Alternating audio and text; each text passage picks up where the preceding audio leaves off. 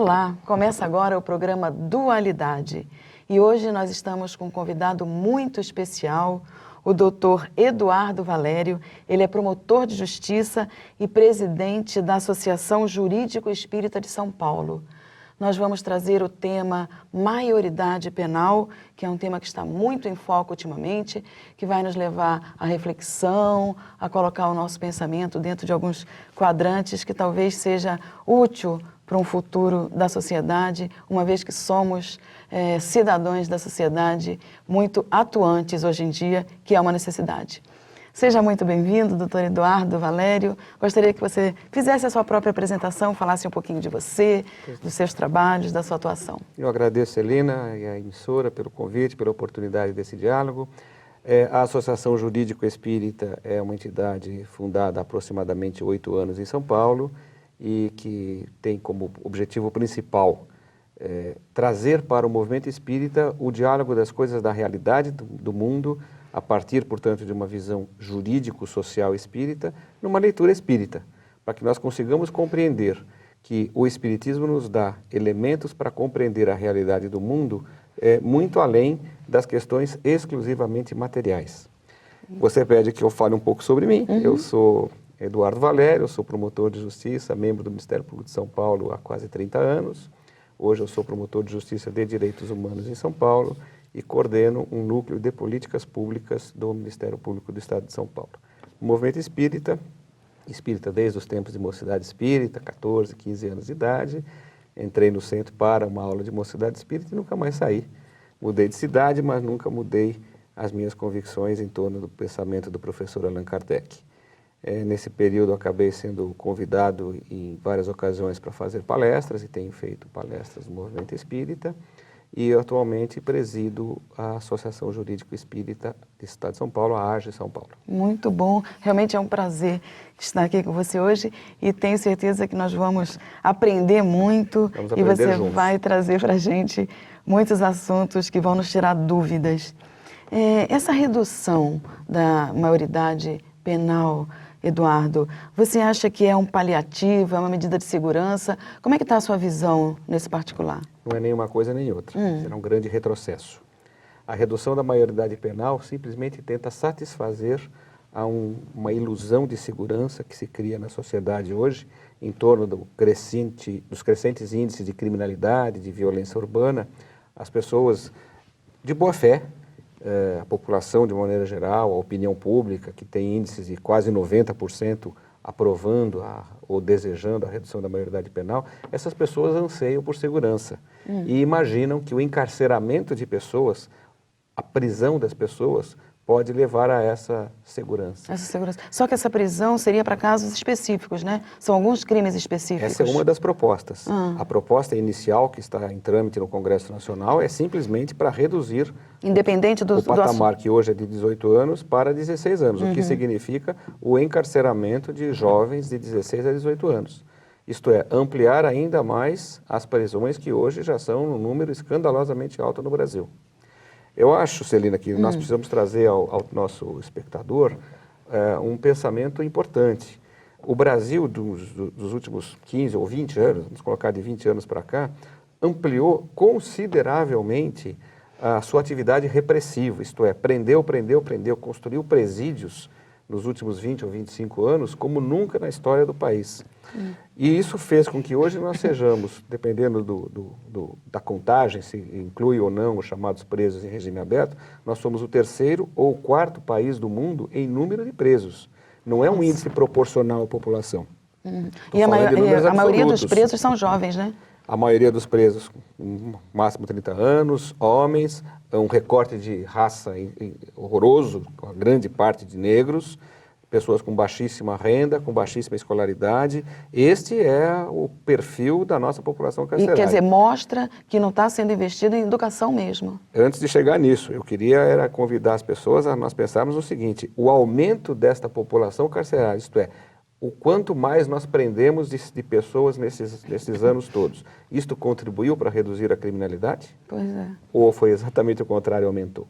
Por quê? Porque nós não temos um sistema prisional que permita minimamente a ressocialização ou a reeducação dessas pessoas, o que significa que, isso é que se costuma dizer nos estudos de criminologia, que o sistema prisional, ele gera criminalidade. Porque aprende muita coisa até lá dentro, claro, né? Não há prisão perpétua, graças a Deus, então essas pessoas vão sair de lá num certo momento. E saem com dívidas com os grupos criminosos, com as facções criminosas, saem aprimorados na agressividade, na violência, que é uma estratégia de sobrevivência deles dentro dos presídios, saem com informações de como que arruma arma para praticar crimes mais graves, saem com contatos para fazer quadrilhas e, portanto, aprimorar a atividade criminosa na rua. E com isso nós temos, embora não com números definitivos, um índice de reincidência, isto é, de pessoas que, depois de presas e condenadas com a decisão definitiva, voltam a cometer crimes, em torno de 75%. O que significa que de cada 4, 3 voltam a praticar os crimes. Mas aí o que tem que fazer, talvez esse Eduardo? quarto também pratique, só não é descoberto. O que tem que fazer? Mudar todo o sistema carcerário lá dentro? E você antecipou. Nós temos que entender a realidade social muito antes de invocar o sistema repressivo, policial, criminal. Por que não há uma grita da sociedade, como há hoje por repressão, por educação de qualidade? Por acesso às populações mais pobres aos sistemas de saúde, de educação, de assistência social, de mobilidade urbana, de qualidade. Nós temos hoje um enorme contingente de brasileiros que não conseguem ter acesso a padrões mínimos de existência, o mínimo existencial. E se trouxermos isso para um conceito espírita, nós vamos dizer que, como sociedade organizada, nós não estamos dando condições mínimas de existência para que espíritos altamente necessitados cumpram com o seu planejamento reencarnatório.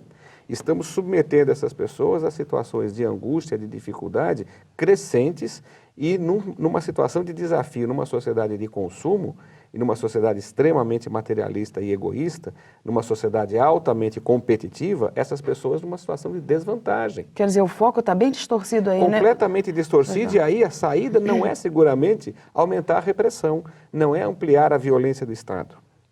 Eu queria ponderar aos nossos espectadores que o direito penal é o direito da repressão, é o direito que restringe direitos. Ele não amplia direitos. O direito penal não educa. O direito penal só contém as pessoas. Portanto, ele não pode ser o fundamento principal de uma política de segurança pública. Ele é o último recurso e só pode ser usado quando todos os outros fracassaram. Quando não tiver mais jeito mesmo. Quando todas as iniciativas anteriores fracassaram e aquele espírito teimoso, recalcitrante no mal, precisa ser contido.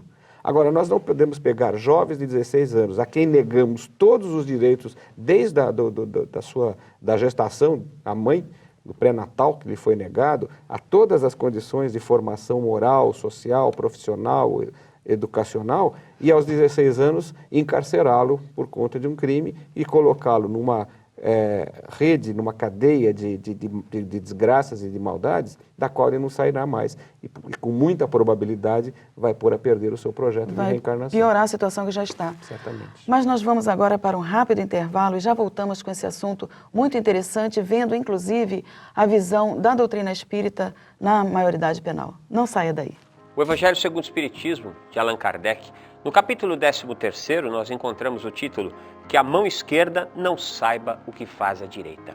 E uma das mensagens em Instruções dos Espíritos, a mensagem da irmã Rosália, dita em Paris, no ano de 1860, diz assim: amemo-nos uns aos outros e façamos aos outros o que queríamos que nos fizessem.